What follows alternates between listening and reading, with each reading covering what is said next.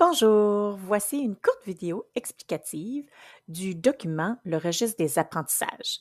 Alors, vous allez en apprendre un petit peu plus sur pourquoi on le met de l'avant et quelle utilisation en faire pour que ce soit efficace. Premièrement, avant de vous présenter le registre des apprentissages, permettez-moi tout d'abord de discuter de l'enseignement spiralaire et ses bienfaits. Il s'agit d'une méthode d'enseignement qui, tout en abordant de nouvelles connaissances, revient sur celles déjà vues tout au long de l'année. Cette approche pédagogique permet de présenter les concepts principaux en augmentant le niveau de difficulté au fur et à mesure que l'année scolaire avance. Ça permet aux élèves d'approfondir leurs connaissances. Et puisque les concepts sont enseignés à plusieurs reprises, ceci permet à l'élève de gagner en confiance et de bâtir son bagage de connaissances. Effectivement, si un élève n'a pas encore maîtrisé un concept vu en classe, il aura la chance de le retravailler de nouveau pour acquérir les connaissances. On sait aussi que l'enseignement spiralaire aide à la rétention de l'information. Des recherches ont démontré un effet connu sous le nom de la courbe de l'oubli. On peut voir ici, dans le diagramme, que seulement 10 minutes après avoir reçu une nouvelle information, notre cerveau entame déjà la courbe de l'oubli. Il est donc important de faire plusieurs rappels afin de favoriser la rétention de l'information. On peut remarquer aussi que les rappels sont plus fréquents lors de la première semaine et deviennent de plus en plus espacés par la suite. Une belle analogie pour expliquer ce phénomène est celui du chemin dans la forêt.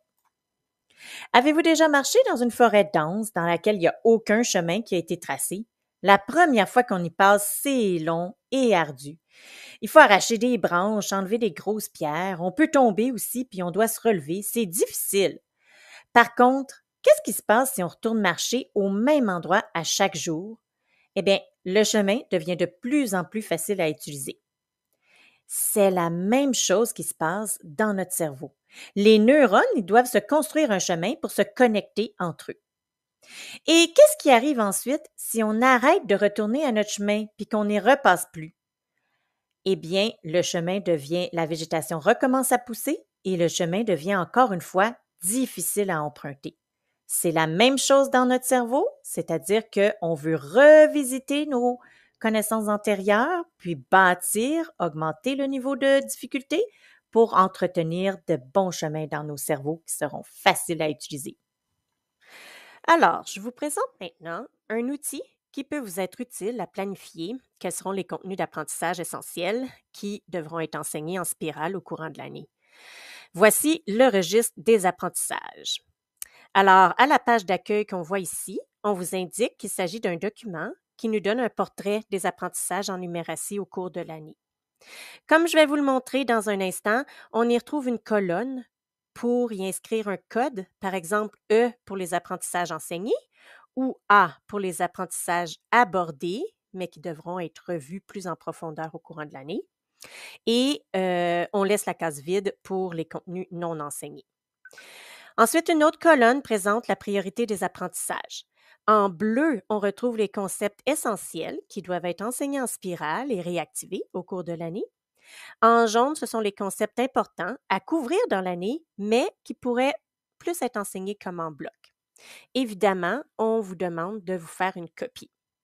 Alors, vous voyez dans le bas, les différents onglets représentent les pages pour chacune des classes. Si je prends sixième année, par exemple, ici, on voit tous les contenus de notre curriculum en sixième année. Ils sont classés par domaine.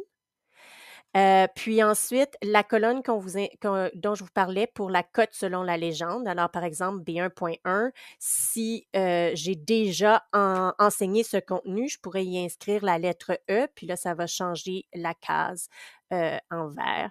Puis si le B1.4, je l'ai abordé, puis je veux le revoir plus tard, bien, à ce moment-là, j'y écrirai un A. J'y inscrirai un A.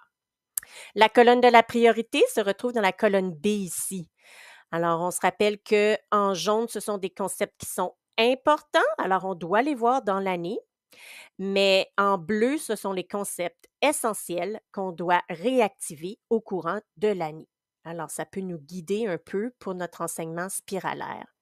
Finalement, une autre colonne est ajoutée pour les concepts clés.